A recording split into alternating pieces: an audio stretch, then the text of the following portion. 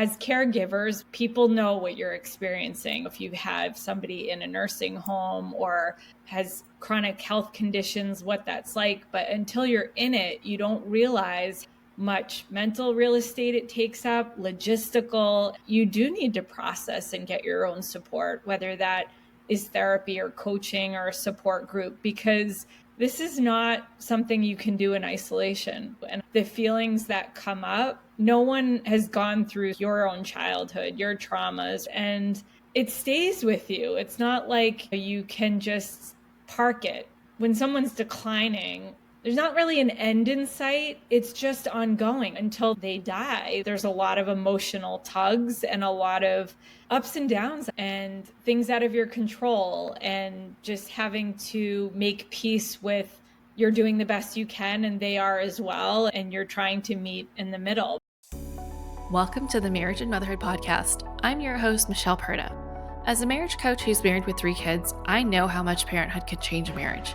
If flirting, laughing, and having fun together feels like a thing of the past, then I'm here to teach you that marriage doesn't have to feel so hard with your parents, and your marriage can thrive even when you're in the season of raising kids. Whether you're in a good place in your marriage and you just want to continue growing together, or you're wondering if you even like your spouse anymore, this podcast has something for you. Join me here each week as we dive into what it takes to help your marriage grow, and maybe even do a 180. You'll learn ways to handle conflict better, bring that spark back into your relationship, as well as learn how to improve other areas of your life from my lovely guest experts. Are you ready for the next stage of your life and marriage? Let's dive in. Hello. Welcome back to another episode of the Marriage and Motherhood Podcast.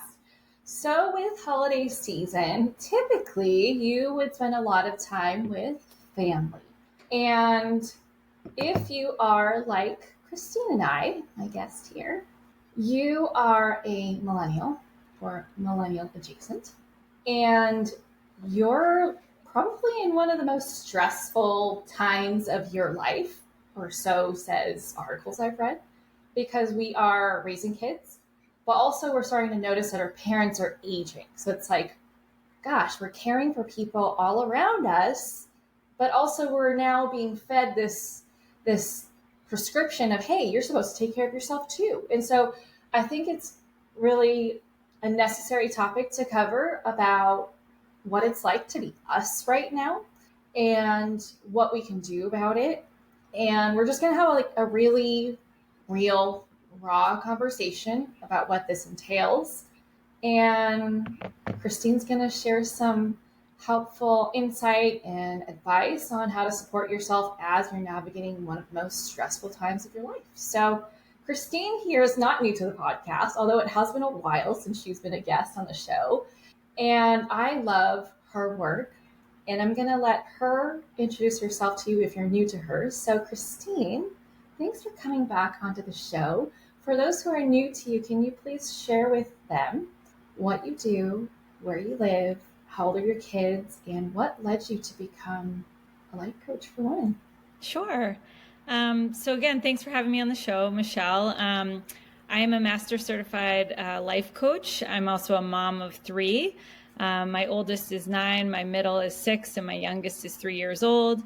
I live in Massachusetts, and I basically came to be a master certified life coach after experiencing my own burnout, after working full time and juggling sort of young children, raising a family, career, the messy middle of life, which led me to sort of my own path of discovering, how our own well-being and our own way of sort of carving our path in a way that fits our life and that is healthy is so important for all of us. And so the intersection of all of those pieces and the messiness is sort of how I arrived through my own struggles, overwhelm, and I'm happy to serve clients all over because my work is virtual. So I'm happy to be here and I'm excited for this conversation. I think it's really timely for the season. Yeah, absolutely. I myself have been going through this where I'm noticing, oh, wow, like my parents are walking slower than they used to. They're able to handle less things. They're still very able-bodied and I'm very grateful for that. But I just have been observing. And it's just very interesting because I know you've been bringing up anticipatory grief a lot lately. And I never thought of it that way. Like, I like that there's a phrase that captures exactly what people of our generation are experiencing, because when we're kids, right, we're like, oh, our parents are superheroes. They're going to live forever. We just never think about the day that they won't be around anymore, or the day that they can't do the same things. And now it's becoming more and more apparent that, oh, wow, life is not forever. And time is also not forever, right? So talk to me about what anticipatory grief is and what does it look like? Yeah. So, this year, and you sort of brought up so many points that sort of I share with you, because I've sort of been experiencing this in like more of a slow roast way over this past year.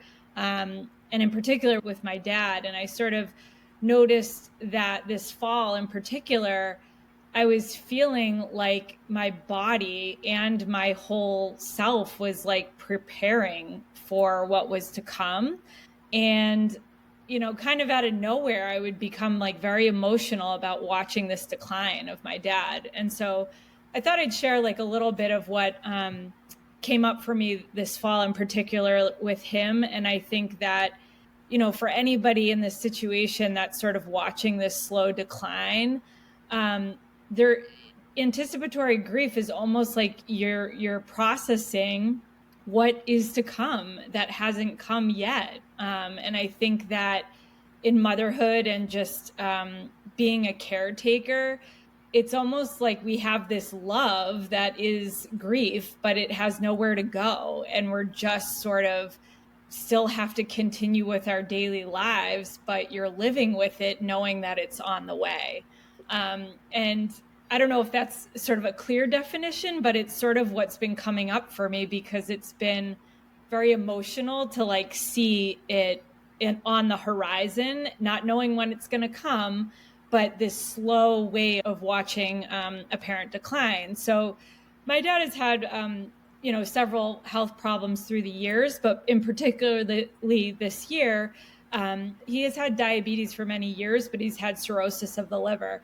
And so in mid-October, he had to go to the hospital to get fluid removed. And it was a fairly big procedure that I think for most people that see, whether it's a parent or a loved one coming out of the hospital, you just don't know how the recovery is going to be. And I think that's why so many people, that have health issues, you kind of worry what's on the other side.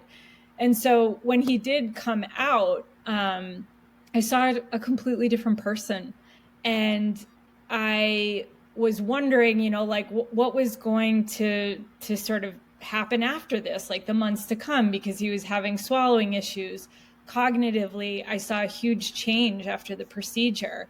And then just kind of seeing like, this isn't the man that I used to know.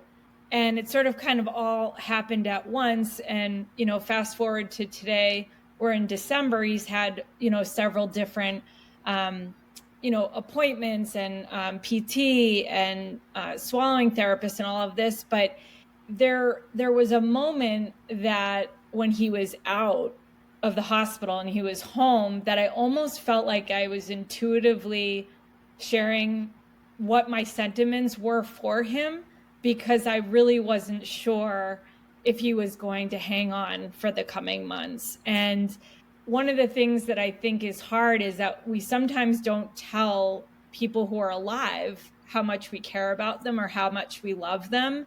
And I felt like, in talking to some other colleagues and close people in my mentor circle, I'm like, this is something that I feel like I need to share now, because, our lives are limited and sort of we're not here for that long. And so I did that, and, he's still sort of recovering and slower and declining, but there's this powerlessness that we feel and that we can't fix a lot. And so I've been in this kind of hard stage of, this takes up a lot of real estate in my brain. And I think that for when you have young children and an aging parent and all these things, it's like there isn't much you can do.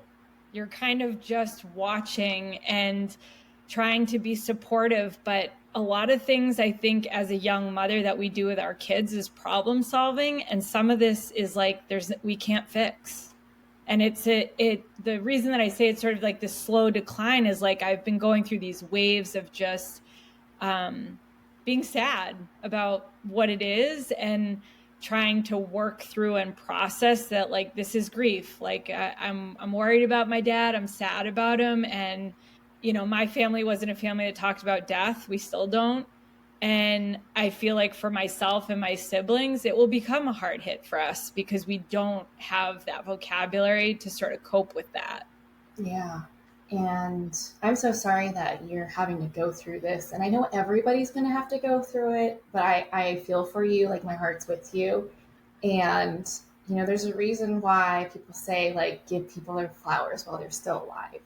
And that's easier said than done because you never know when's the last time I'm going to talk to them, right? You almost don't feel that pressure because you're just like, we just take things for granted. Right? We feel like, we get so caught up in the busyness of life, especially as parents. There's a lot of busyness. And it's very sobering to have a health scare and be like, oh shit, I actually may not have all the time in the world to communicate all the things that I want to communicate. And also, I'm sure with a lot of families, there's some complexity to that, right? There's it's like, well, absolutely, I care about you, I love you, and there's a lot of trauma I carry from my childhood or from how you've shown up in my life. And that's true for me. And so that's a little challenging for me. And it's like, but also as people who are actively trying to grow as human beings, we're like, okay, well, we can live in the world of and give them their flowers and process our own pain that we have been through our experiences with each other. And it just brings up a lot. I mean, whether it's anticipatory grief or just grief in general, like it's already happened, it does take up a lot. It is something heavy for us to carry, and it does come in waves. And I know my example right now is very simplistic, but I feel like I experienced that when my family moved from California to Georgia. We knew it was going to happen. And it was like I had a whole new lens put over my eyes. And every time I went to see a friend, I was like, wow, I wonder if this is the last thing we're going to do together before we leave. And it's like I wanted to take a snapshot of how the kids looked, because I'm like, the next time I see you, you're going to be different. And I'm going to miss so many moments. Or like, I wonder if it's the last time we're going to eat here together. I wonder if this is the last time we're going to go on this walk together. I wonder how often people are going to come visit us, or how often we're going to be able to visit. I'm like, oh my gosh, my parents are like, late 60s, almost 70, and I'm moving away. And culturally, that's not really what you do, right? And so it just brings a lot of conflicting feelings. What's your experience been like? Right. Well, yeah, and I think even what you shared about, like, that certain things are like memories, and you have to just be sitting with the memory and the not knowing when that next time might be, and sort of holding that. I really believe that grief has to be processed. I think so many of us we've learned to sort of suppress or not sort of process these feelings of what we're going through, and such a big move going from California to Georgia, and how you built so many foundational things. It's so multi-layered and complex. And whether your parents are within a few miles of you or thousands of miles away, they are still so a part of us. And I think that's why, this conversation was so timely and relevant to, I think, talk about, because I think as an adult, you start to realize that, your relationship with your parents from childhood to now is so different, and the lens in which you see. And, when I'd reached out to you about anticipatory grief, it also had this other layer for me that was really around mental health. Like, I'm watching my aging parent that has struggled with what I visibly see as depression and anxiety and sort of his own struggles, which, is hard to witness, but is also a part of me, is that through this work of just being able to share and process it is like what I hope for my children and for like the future of, that you can help yourself and that you can find, support and ways to cope with your mental health while even having a chronic health condition. And so when I've been sort of processing watching my dad and just still wanting to support him and be there and go through this period of time, there's this other part of me that's like, mental health is just so important to tend to as whether you're an adult or a child or an aging parent. And we all go through different things. But I think particularly for the baby boomer generation, they've learned to push through so much that as the daughters and the children of that generation, it's very hard to watch what could be lifestyle changes and just being able to lean into resources and support could maybe make your life be so much different. But I've had to accept that this is where we are because it is a different generation, and what I do might not be what they want to do. And that's hard to witness. Yeah. And I think, it really is about honoring how they want to live out the rest of their life. And just like with our kids, like we're seeing that now where they're becoming more independent because you have a 9-year-old, I have a 9-year-old. Mm-hmm. He's starting to become more independent. He's starting to want to make his own choices. And like sometimes it's rough to see the choices that they make and the consequences that come with it. And with our parents, it's like we're shifting the roles, right? They took care of us. Right. They told us what to do. They protected us. And now we're needing to do that for them. And it's almost like they become that rebellious teenager where they're like, I don't want to do that. Right.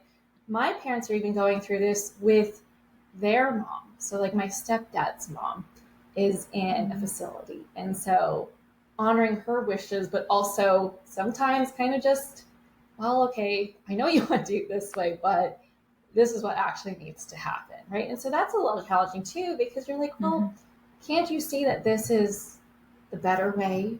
So it's like, how do you balance honoring someone's wishes, but also like, okay, I'm not sure how much of this you're able to think through. She's up there, like she's really up there. And I just, like you said, it's just so multi-layered.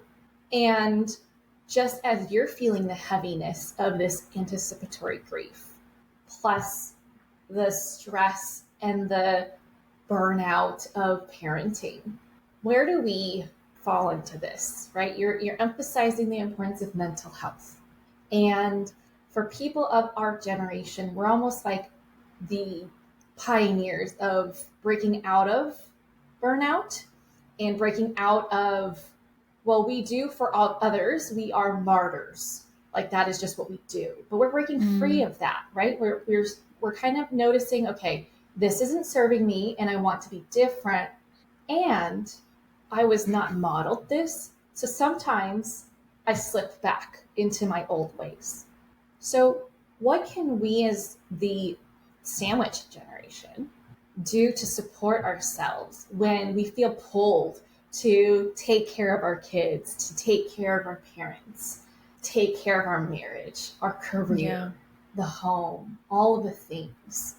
How do we make room for us so we don't drown in all of this responsibility and like familial piety, really? Right. I think it is very messy, and I don't know if the formula is one that would work for everyone, but I think that, the small ways in which you tend to yourself is your daily life. And you have to make carve outs and prioritize yourself in ways that support your health, whether that is, small walks or working out or taking a class or whatever it is. I mean, at this stage of my life, and I know it's the same for you, my kids are at a very busy activity stage, and my workouts are anywhere from 20 to 24 minutes because that is the amount of time that I can do to get it done. And sometimes it might even be shorter, like it's fitting in fitness a little bit in my day.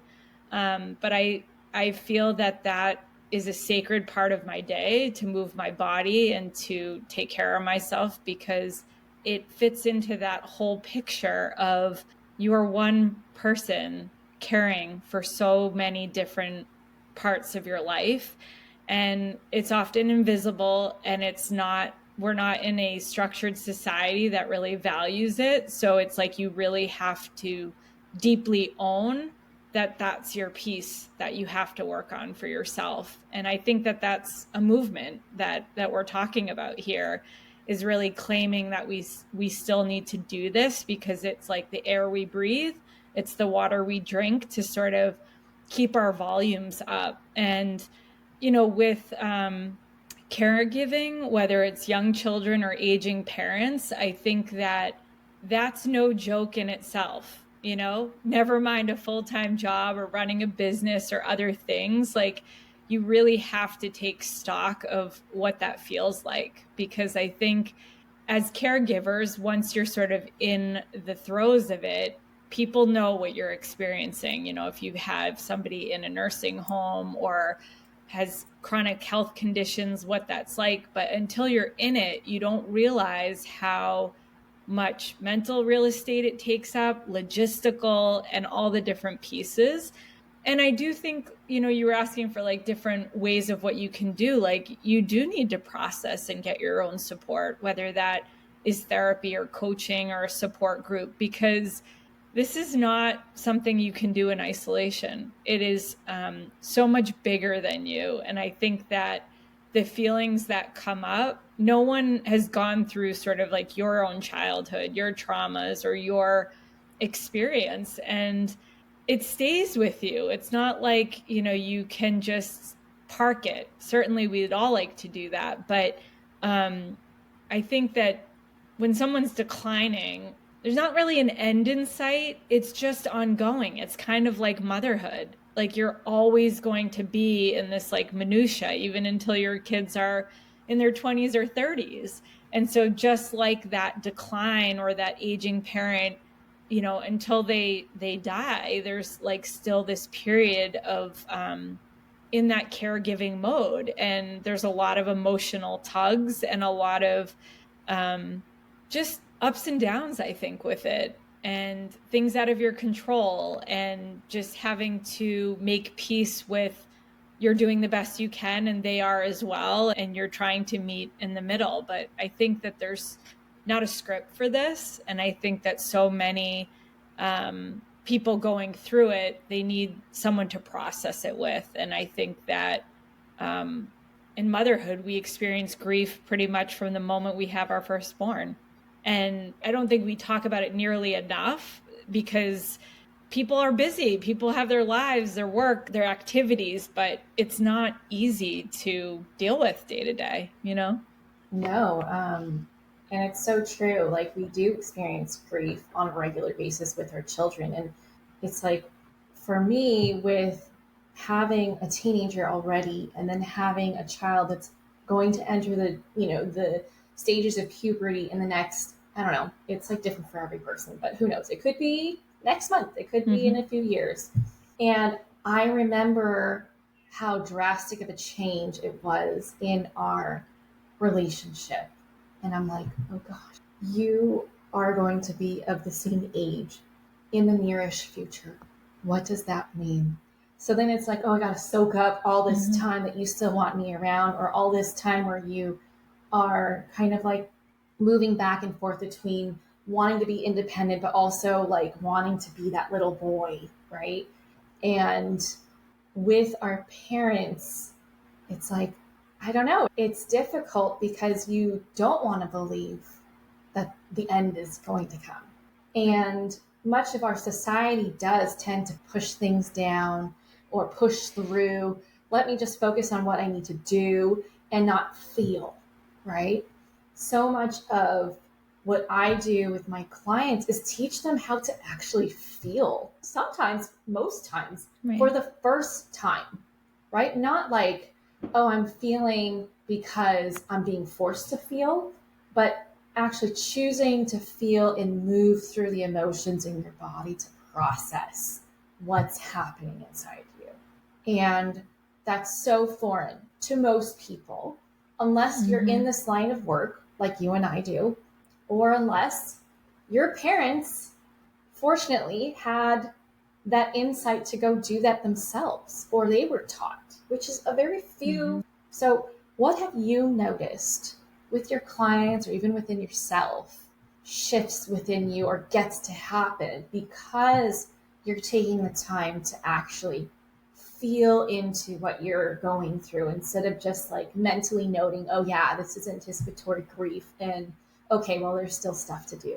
Right. I think it just helps to acknowledge that, this is like a part of you that, you don't have to push aside. Like we were talking about how complicated it could be with our parents. You're breaking cycles, you're wanting to do different things with your own children. But being able to process it and share it and sort of make your own understanding of it, I think it just lets out, if there's like air in the balloon, like a little bit of the stress and sort of the overwhelm or the emotions around it. And then you're kind of naming it. Cause like I will share that, like from where I was in October when my dad was in the hospital till now, like I have formulated some acceptance on where things are, because I've walked this path of understanding that like things are changing, and I'm trying to make the most of the time that we have together and to try to focus on, the good areas. But not for nothing, like this also, just being that this is also around marriage as well, it affects your partnership. And I will say that I've never gone through this experience with my own partner, witnessing one of our parents starting to really decline and change. And my husband's been there for it. You never know how someone's going to react or click into an experience like this because you've never been through it. But, if you've been married for more than 5 years, like your partner has been around your parents for a little while. And, sometimes there isn't anything to do as a partner, but to just acknowledge how hard it is for your partner. And that's what my husband has done. And it's been a lot of that up and down road of sort of seeing where the health is going. But it truly is something that you think about why certain couples stay together, or how people make sense of the longevity of raising kids and staying married and all of these pieces. There's all these different phases. I don't know if this is relevant to this conversation, but I saw it fly by and I saw something that said, you will be married like 5 times over your life to the same person. And that like stopped me, and I read it a few times, and I can see how the evolution of your marriage is like that.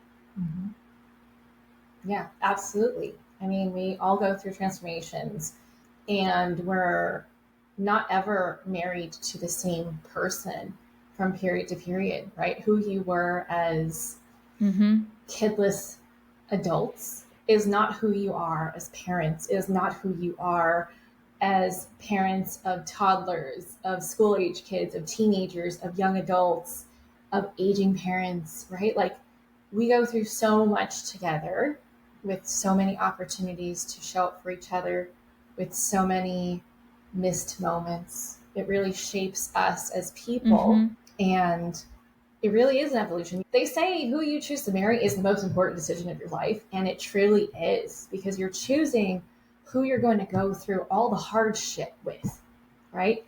Right. And I'm hoping you chose someone that can be there for you or learn to be there for you, has a willingness and desire to be there for you.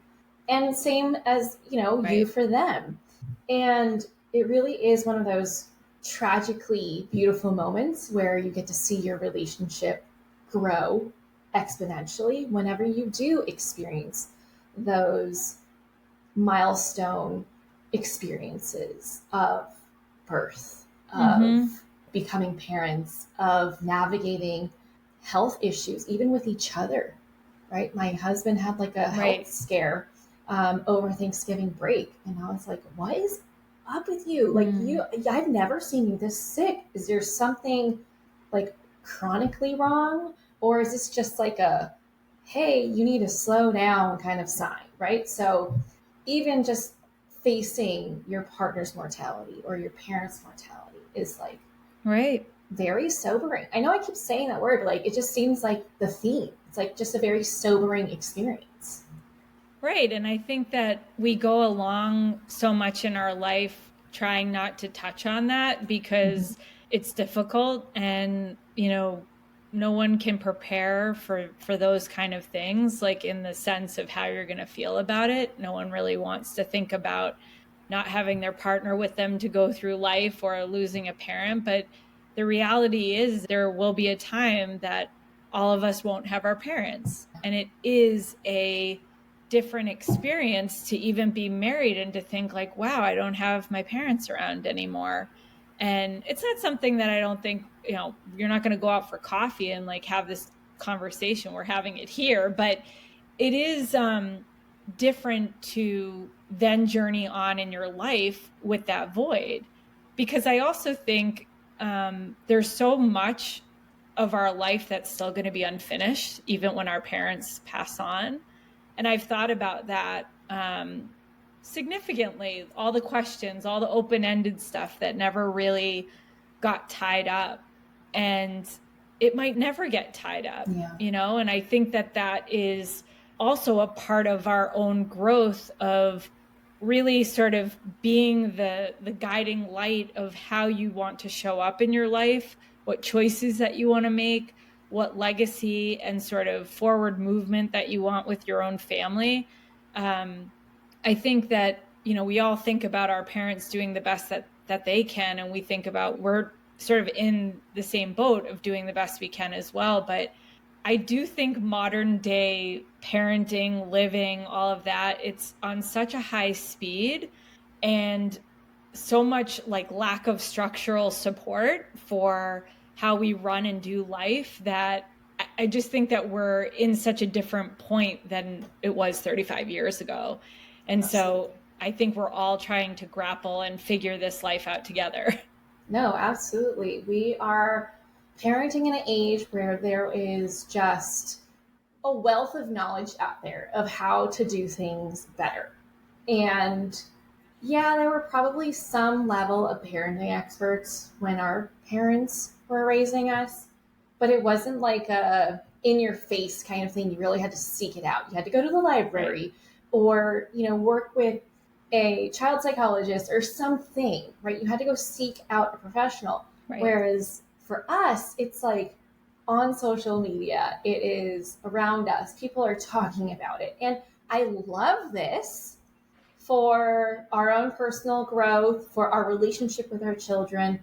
And it is so exhausting parenting like this when you have not been parented like this in your own upbringing. And we're trying so hard not to mess up our kids. Fun fact, we're gonna, right? We're gonna mess them up. Right. But it's like so much of this is us needing to, again, bring back that intentionality of, okay, knowing that we're having to face mortality within our loved ones and ourselves, because we're aging now, like we're entering or we are in perimenopause, and we're now noticing the decline in our physical and mental bodies, right? And it's like, wow, I guess I can't do what I used to do anymore. What's up with this? Or like you have to even be careful with how you get out of bed or sit down the right way so you don't pull a muscle. Right. And it's just like it's happening all around us. And one thing I do want to note is Christina's sharing a really vulnerable experience of what you may go through or what you currently are going through if you have any sense of a relationship with your parents. And I want to acknowledge those who maybe don't have a relationship with your parents, or they have a toxic relationship with their parents. One of my best friends had a very toxic relationship with her mom. And she shared that as soon as her mom passed, because she had cancer, that she actually felt relief because she had been grieving her relationship with her mom for her entire life because she was needing something from her that she just wasn't giving her. No matter how much she tried, it just didn't happen. And so the moment she passed, it was like, there's like a moment of finality where it's like, okay, well, I don't need to hope anymore because it just is. And so I just wanted to acknowledge that. If any of you listeners out there resonate with that more, because there's difficulty in that as well, right? They're like, oh, I guess we're never going to have the relationship I hope for. But also, oh, now I don't have to spend energy trying to figure out how I can earn this love or what I need to do differently or how I need to shape and mold myself. And you don't. And I know that's really easy for me to say on the other end of this microphone, but I just want to just let you know that you're worthy as you are, and one person does not define your worthiness, even if they are the person that birthed you, even if they're supposed to, by design, love you unconditionally. So just wanted to put that out there. Right. And I like how you also, I mean, while I know that that person's experience was so challenging, I think like all things that we've sort of dealt with on this personal development journey, like I don't think grief is going to be one that's going to be linear either. And while that person might be feeling relief, there's also, I think, hope that there are always ways that you can pour in to yourself what you needed as a child or what you hope for in your own dreams, whether that's in a relationship or having children or otherwise, whether that's in career or other things. And I think sometimes we think that the experiences that we've had as children or traumas are the be all end all. Not for some, there is the choice to change or to shift or to want to do better by creating a new story. And so I hope that for those that might be experiencing grief, that I think is one of the heaviest things that you can experience because it's truly on the heart and on the body and in your soul, I think on the daily, that there, I think, is another becoming inside of that. Because even through, watching my dad decline and just being in this kind of different space of watching my parents age, I see glimmers of like, what do I want to do better? And where do I want to sort of carry the torch in other ways for my own family? And I think we have to always remember that hope and sort of to bring that light back. Yeah, and as I'm listening to you share your experiences, I'm just like being reminded that we need to continue to take care of ourselves despite what's going on, because we cannot show up in the ways that we want to unless we care for ourselves. Like we are responsible for ourselves, right? And so, yeah, you might feel like there's so many things to do that I don't have the time to go do something for myself, whether it's go do something fun or be physically active or take a moment to just be with yourself in a peaceful environment. Know that that list of things is going to be there still after you're done. And in that time that you give to yourself to take care of yourself, whether it's your mental health, physical health, emotional health, whatever it is, spiritual health, you're going to grow your capacity to handle all of that because it will be there. Like whether you want it or not, it's going to be there. And so if you're thinking that it's not fair of me, it's not right of me to go do fun things while all these hard things are happening, don't punish yourself, right? So much of life is hard. Like life is a struggle. That's the human experience. It's a struggle. And you have the choice to bring in things that counter that, the joy, right? The love, all the things that they would say is like our positive experience. You get to bring that in to balance it because you get to still enjoy life, whatever that looks like to you. So, what are ways that you're doing that for yourself, Christine, as you navigate anticipatory grief while mothering, while working? Yeah, I mean, I think this is timely, and I'll kind of bring up just because we're 2 weeks out from the holiday season. I think this will help a lot of young working parents and parents that are sort of in all stages. Not every season or holiday has to be like a Hallmark picture. And like, I really think we're all inundated on social media right now. And to be honest, I've been doing lots of, kind of micro self-care for myself, but also some things might not get done this season. And I think about what this fall was like for me and, you know, where I'm at, like you have to make sort of amendments to sort of take care of yourself. And so while there's inundated ways of all the different things that you need to do, like I try to lead each day with choice, whether it's the day or the weekend, or where are we at with whether it's gifts or what choices I'm making to make it easier or less, or let go or outsource, or maybe let go of it at all. I think we all need to be mindful of that also is taking care of ourselves. And I think that this season brings on so much loaded expectation of how we think a holiday season should pass through. But so many people are moving through the holidays with more grief than joy. And I think that this is your permission to let yourself be okay if this is a season where you might be grieving, and that it's okay to have days where you might be grieving more and to have some glimmers of joy. They can live in the same place, but also that however you're going through this season is totally acceptable and fine, and give yourself that true permission to be at peace with it. So much resonated with me about what you just said.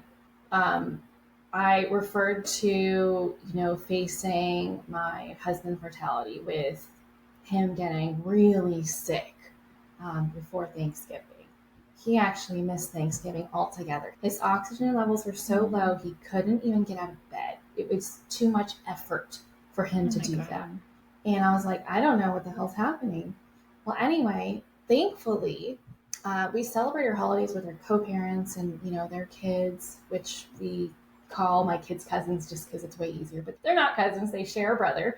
And, they were like, okay, how can we make this easier for you? Because I opted to host before that all happened, before I knew that he was going to get sick. And I was like, please still come, because I still want to celebrate Thanksgiving, because he's going to be in bed whether I celebrated or not. And so I still want to have company. I still want the kids to enjoy family time, even if he's miserable upstairs. And so they were like, okay, well, how do you want us to dress? I'm like, girl, I'm staying in my pajamas. We're just not going to take pictures. And that's fine. Like, what matters most to me is like being around people right now, people that we love, people we feel safe with. So they came over, they were all in their pajamas. It was a great time. And it truly felt like the least stressful Thanksgiving ever, which is weird to say because of what was happening with my husband, but it just fell into place. I didn't feel the need and the pressure that I normally feel, where it's like, oh gosh, everybody has to be like on their game with cleaning up the house before people come over, and like stressing out about the condition of my house, and having the food done on time and all that. Well, we split the dishes. So like I made some and she made some. My sister also flew in and she was cleaning for me when the kids were helping. And I also lowered my expectations of what the house should be like. And I was like, I want all of my holidays to feel like this, because I've never felt so grounded during a holiday before, which is so refreshing to say, but also sad for like past holidays for me. Yeah, I'm so sorry that you went through that, but I also like what I heard from you is like I feel like you and your family rallied in a way that was like you got laser focused on what matters. Mm-hmm. And that vulnerable day that you were really going through a hard time, everybody clicked into what really matters, and that's about supporting each other, being together with family and dropping all the armor of how it has to look.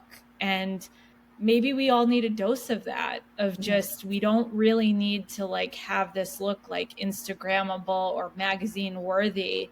And what really matters is being there for each other. And I'm sure that also helped your husband like recover and find his health way back, because it's moments like that where you need to trust your family that they can come through, and like it doesn't always happen every time, but I'm so glad that you intuitively leaned into what you needed to on that day. Yeah. Yeah. And I mean, it's been a journey. I can't say I've done that in the past, but I'm really hoping that, you listeners are going to take away from this conversation that it's so important to do what's right for you as well, right? You're your biggest advocate. And if you're not advocating for yourself and you're not liking how you're going through all this, you're not enjoying how you're feeling, then this is your invitation to pause and reassess what can make this be a different experience. Like, yeah, we're not going to be able to take away the pain. Right. We're not going to be able to take away what's going to happen to everybody, but you do have some influence as to how you can feel through that, right? It's a spectrum of pain and exhaustion and draining, right? And so know that you have a knob that you can turn up or down based on your choices. Right. So, Christine, tell me how people can connect with you if they're like, I'm in it with you right now, and I would love to be Yeah, able to navigate absolutely. this better. Yeah, so I am on all the different social media platforms. My website is christineanastasia.com. I'm also on Instagram, Village Coach Mama, but feel free to reach out to me. I would love to support you. I think this conversation was so vulnerable and candid about what real life is, going through grief and all the different layers. And I think there were so many examples of ways that you can not only support yourself, but support your family in a way that makes sense, and that we don't always have to overdo or overproduce. There's small ways that we can take care of ourselves and go through it together. So you're not alone. And, grief is something that we all need to process, and it often has nowhere to go. So we do need to process it together. Yeah, absolutely. Well, thank you so much for coming on to the show and talking about not a topic that anybody wants to talk about, but it's very important to take some time to consider what Christine shared and see what you want to do with that. Please do something with it, because we only want you to support yourself and be able to navigate this in a way that feels like you really have your own back, right? Learning how to advocate for yourself and learning how to share what you need is a muscle that needs to be worked on in order for you to be able to do it. It's not something that you can just turn on and off as a switch. Christine and I have been working on ourselves for a very, very long time, and we're drastically different people than when we first started. Like, asking for something for ourselves was an incredibly challenging thing to do. And all that to say is you can do this for yourself too. Okay. And if you're wanting support or if you're wanting to learn more, go check out Christine's Instagram page. Go reach out to her, let her know you found her from the show. And if you know someone that could benefit from listening to this episode, which I can't think of anyone who wouldn't, please send this to them. Better yet, tag us in your stories on Instagram so we can give you a shout out. If you love the show, I appreciate you being here so much. Please leave a rating and review on Apple Podcasts or Spotify. That's what helps the show grow, and more people like you can find the show and get the help that they need. And that's all. I'm hoping that you have the best of holidays with more authenticity to yourself, with more connection, with more love and intentionality. And I'll catch you back here on the next episode. Bye. That's it for this episode. I hope you enjoyed it as much as I enjoyed making it. If you did, please send me a message over on Instagram at Michelle Perta Coaching to let me know what you loved most about it. Hearing from my listeners is my absolute favorite. And if you've been loving this podcast, please leave a rating and review. This will help people like you find the show and get the help they need.